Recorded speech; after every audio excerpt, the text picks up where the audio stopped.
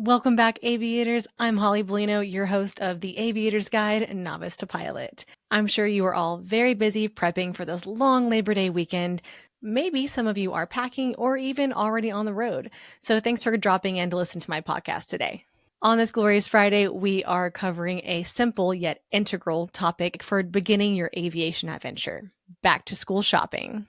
Did anyone else just get a flashback of buying new pencils, cool backpacks, and clothes? I always did enjoy picking out brand new, colorful notebooks, fun pens, and stylish clothes for a brand new year of learning. Yes, I'm a nerd, always have been, always will be. Well, buying supplies for flight school can be fun and interesting, and depending on the flight school you attend, they may even provide you the supplies for a fee, of course. If y'all remember, back in episode 2, Should You Be a Pilot, I covered some important questions you should be asking flight schools when researching where you want to go. And I even made a PDF list of those questions for you guys. Now you can go back and watch episode 2, and if you're a new aviator, I highly recommend it, but I will also attach a PDF link for those questions I made in the show notes of this episode.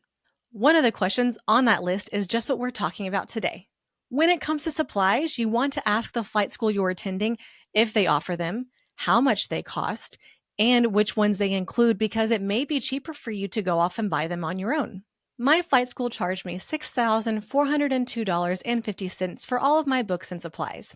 That may seem like a lot, because it is. I think that price probably includes the polos, button-up shirts, tie, and epaulets they made us wear for our uniform, but I was never able to confirm that. Also, $1,700 of that $6,400 total was for a 5th generation iPad mini with 64 gigabytes. Today, you can get a iPad mini 6th generation with 256 gigabytes for $530. So I'm not really sure where that $1,700 number comes from. I'm still upset with myself for not even asking how much everything was going to cost when I could have bought it all on my own for much less. Don't let yourself get overcharged like I did, but then again, I didn't know the right questions to ask. And I had no idea which supplies I needed or where to even get them. Regardless, I made all the mistakes, so hopefully you guys don't have to. There are lots of supplies to talk about, so I'm actually going to break this episode down into 2 parts. This being part 1, and part 2 will come out next Friday, so be sure to come back and listen to that for the rest of the pertinent supplies that you will need for your flight training. I put all of the links for every single item that I will be talking about today in a PDF, and I put that PDF link in the show notes. All right, so beginning with the price to your items first, let's dive into the supplies that you will need, starting with, in my opinion, the most fun purchase, your headset. These are also a very important purchase as you will be using them every single flight. You need a good pair so you can transmit and receive communications clearly. And remember, you'll be using this headset after you're done with the flight school, so why not go ahead and get a good pair that will last for hopefully years to come. There are many headsets from which to choose, but I think you should just buy the best and be done with it. In my opinion, Bose is the best, but they can be pretty pricey at around $1,000 a set. I really do think they're worth it though, and no, this isn't a Bose advertisement. I just really like them, but hey, Bose, if you're listening, sponsor me. I have used both the over-ear and in-ear version of the Bose, but I prefer the in-ear version, and that's only because after wearing the headset for so long, it just begins to hurt the outside of my ears, which is really true for all over-ear headsets anyway. However, Bose did come out with a newer headset recently, and they're a little bit larger, so they don't sit right on your ear, but literally over your entire ear, and these are much more comfortable. The older Bose are called the A20, and the newer ones that are larger that I was just talking about are the A30, but the A30s are a little bit more pricey at around $1,300, whereas the A20s are at the $1,000 price range. The in-ear version I was talking about from Bose is called the ProFlight Series 2, and it comes with 3 different size earpieces so you can see which one fits your ear best. Bose also has a CFI rebate program where if you buy an A30 or ProFlight Series 2 headset, then you will get $100 back. And what does CFI mean, guys? That's right, Certified Flight Instructor. So once you become a flight instructor, you can take advantage of this rebate program and the link to that program is in the Flight School Supplies PDF link in the show notes. If you're looking for a more budget-friendly headset, I have heard good things about David Clark and Lightspeed, but I have personally never used them. Both David Clark and Lightspeed have a few different models, and the prices of them do vary depending on which one you get. The headset my flight school bestowed upon me was called Faro, F-A-R-O. To say the least, I wouldn't recommend them. Maybe they have newer versions out nowadays that are better, but I'm very happy with my headset that I have. It wasn't until I wore my first set of Bose that I realized hearing radio calls should be easy. I went all throughout flight school struggling to hear the comms, and it's all because I just needed a different headset. I literally remember the first moment I heard the radios wearing Bose instead of Faros, and it was night and day, guys. I felt unstoppable. I felt like Jasmine being shown a whole new world by Aladdin. I felt like a brand new pilot. Comms, meaning radios, are hard enough for new pilots to grasp quickly, so do yourself a favor and get a good headset. And a few extra headset tidbits for you guys.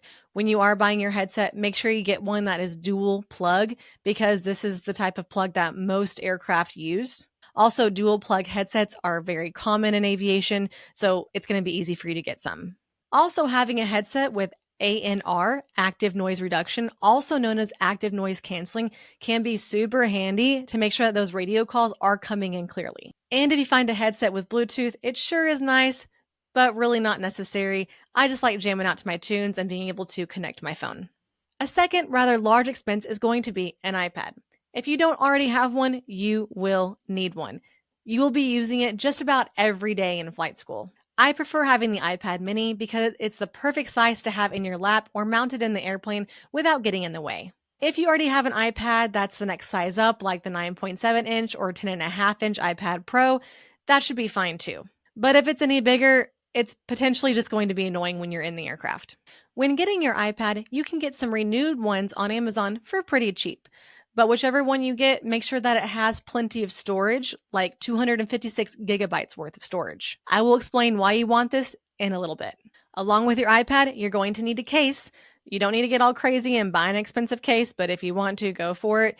I did put a case that I use into the PDF that I made for you guys. I've had my case for a little bit over 2 years and it's doing just fine, just a little bit frayed, and I like it for a lot of reasons. I like it because it's lightweight. It has protected my iPad when I have inevitably dropped it. It has a clear back so I can display my medical and pilot certificates, also meaning I will never forget those when I'm flying because I don't fly without my iPad. It's a cheap case and it's done me good.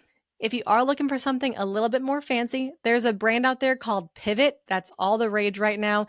They have also attachments for it for you to mount it on your knee as well as in the aircraft. They look pretty versatile and handy, but they are $80 to $150 a case. Whichever case you get, make sure there's a spot for your iPad stylus pen. I honestly did not use a stylus pen or Apple Pencil all throughout flight school, but now I use one very consistently. As an instructor, it's really nice to have in the plane as well, so I can use it to take notes on students' progress, so I'm not fumbling through papers on the plane. Note this, if you buy a second generation Apple Pencil, make sure the case you get is capable of magnetically charging that pencil. It is the only pencil or stylus in the show notes that charges that way. And if you let that second generation Apple Pencil just hang out on the outside of that iPad without a case in it, you will potentially drop it and even lose it in the aircraft or somewhere else. Ask me how I know. That's why you want a case with a pencil holder. Another expensive item that you will need is called Foreflight. This is an app that you will probably use for the rest of your piloting career, depending on where you go. And you will use it for just about everything, from FAA resources and flight planning to weather and airport information.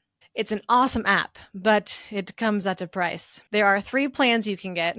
The basic plan at $120 per year, the Pro Plus plan at $240 per year, and the Performance Plus plan at $360 a year. During flight school, you don't really need anything other than the basic plan, so save yourself some cash and just get that one. When you get yourself a pilot job, feel free to upgrade at any time. It's easy to do. Do you remember when I mentioned a second ago that you're going to want an iPad with a lot of storage? Well, this is the reason. Foreflight is hungry and eats up a lot of space.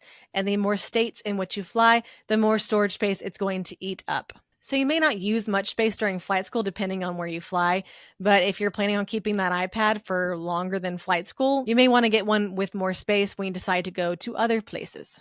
Something else to note that frustrates a lot of people is Foreflight is only compatible with Apple products. Oh, I know. I'm so sorry to all of you Android users out there.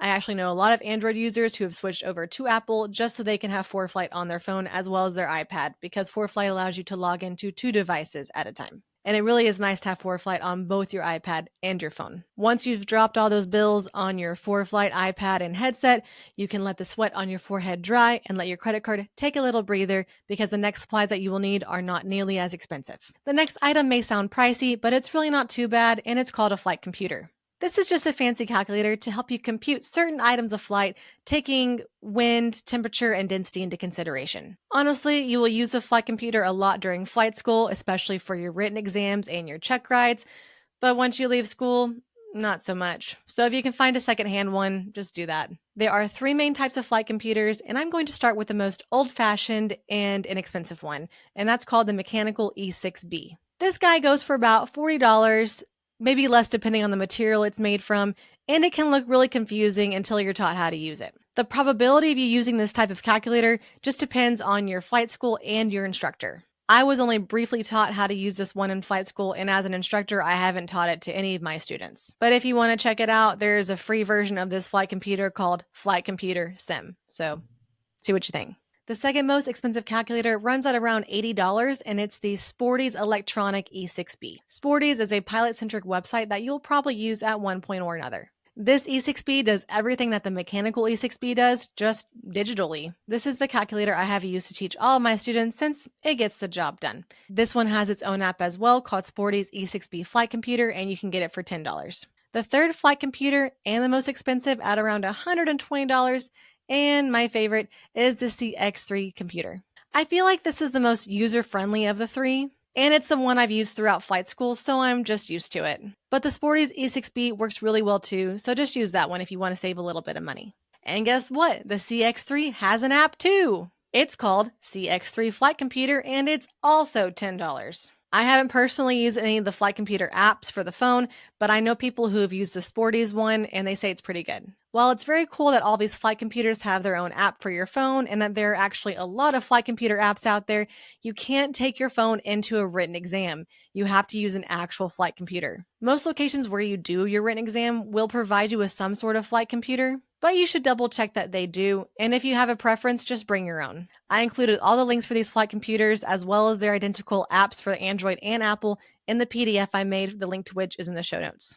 Another item that you will need for your written exams that you will probably not ever once in your life use outside of flight school is called the plotter. This little gadget is pretty handy when planning your cross-country flights in school, and really is quite simple to use when finding your true course and mileage between points. Speaking of a plotter, you may want to get yourself a paper VFR Sectional Chart. This sectional chart is really just a tool pilots use to help us navigate when flying VFR, or Visual Flight Rules. It shows you a myriad of features such as terrain, man-made obstacles, airspace boundaries, and airport information. Even though you will need to become very familiar with the information that is on these, you don't really have to buy a paper one, as you can get all the information on them in Foreflight. Also, your written exam prep book will have samples of the sectional chart to help you study. And it's just easier to use the plotter on these paper charts than on your iPad. If you do want to buy a paper version, it can be very helpful when first learning how to use and read these charts. If you decide you do want to buy a chart, make sure it's for your geographical area. And if you want to use one on your check ride, make sure it is up to date. Never go into a check ride with out-of-date material. This may not make sense, but there is a sectional chart map that shows which main city is the title of that sectional chart. For example, the VFR Sectional Chart for Dallas, Texas encompasses most of Oklahoma, and the VFR Sectional Chart for Houston encompasses a lot of Louisiana. I put some links for sectional charts in the PDF I made to give you an idea of what I'm talking about. And if you click on the link for the Dallas chart, there's a map showing you the details of the coverage areas. If you want to see what these sectional charts look like, you can go to skyvector.com. That's SKYVECTOR.com. This is a really cool and free aviation website that will allow you to see these sectional charts along with other charts you will be using. You can also see information about airports from all over the world. It sure is nice being able to learn to be a pilot with all this information at your fingertips. Something else that you might need that ties in with your plotter and sectional chart is paper navigation logs, aka nav logs. I say you might need this because just like your flight computer, it depends on your flight school and your instructor. These are to help you plan your longer flights in flight school in terms of how long the flight should take, headings and fuel you'll use, and checkpoints along the way. When I was in flight school, I was taught how to use Foreflight to my advantage, as Foreflight makes these nav logs for you. But you do need to understand all the information that you need to give Foreflight to make these logs and how to interpret them. Paper nav logs can be helpful in demonstrating to pilots how winds can affect your course along the way, but I personally never taught my students paper nav logs, and they all did great. Also, no DPE, meaning designated pilot examiner, that I use for check rides while I was in flight school or since I've been out of it, has ever asked for a paper nav log because they are not required to have a paper nav log. For your check ride, you just have to have a nav log completed, and that's where Foreflight comes in. The beauty of technology. The last item I'm going to bring up today that you may or may not want is called a kneeboard. This is just a device that you strap to your thigh that will hold items such as pens, paper, and your iPad. Some pilots use them, some don't. It's up to you. There are lots of brands that you can buy, but if you did choose to buy that Pivot iPad case, you may want to get the Pivot kneeboard or kneeboard adapter as well. But again, there are plenty of cheaper options out there. I used a kneeboard all throughout my pilot training. However, since I've been finished with flight school and became a flight instructor and do contract flying, I haven't used one once. Maybe just because as an instructor, you're in and out of the plane so much, it's a pain to keep taking it on and off, but it really just depends on what you want. So maybe try it out and see if you like it. Well, guys, that's the end of Flight School Supplies Part 1. Meet me back here next Friday to see Part 2, as we still have plenty of items to discuss that you need to get for flight school. Y'all stick with it, stay awesome, and enjoy your weekend. And don't forget to help me help you by following, rating, and reviewing this podcast. And if you're watching it on YouTube, subscribe to my YouTube channel and like this video. Stay safe this weekend, and I'll see you later, aviators.